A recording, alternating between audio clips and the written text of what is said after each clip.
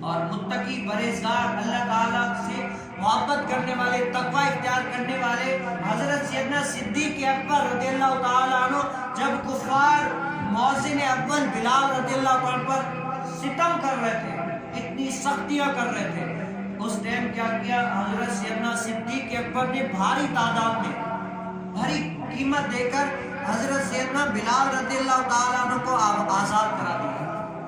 آزاد کرا دیا تو کفار سوچنے لگے پتہ نہیں کیا حضرت سیدنا بلال رضی اللہ تعالیٰ عنہ کا صدیق اکبر رضی اللہ عنہ پر کوئی احسان ہوگا، اس لیے جو ہے نا انہوں نے آزاد کیا، کوئی احسان ہوگا اسی لیے آزاد کیا ہوگا۔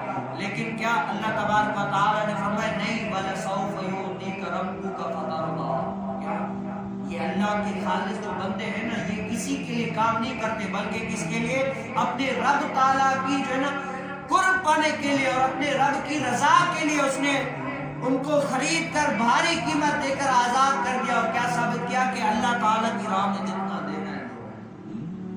اور حضور علیہ السلام کے بعد سب سے پہلے مبلغ، سب سے پہلے جو علم دین پھیلانے والے وہ کون ہے؟ صدیق اکبر رضی اللہ تعالیٰ۔ حضرت سیدنا صدیق اکبر رضی اللہ تعالیٰ کی دعوتی تبلیغ سے کتنے سارے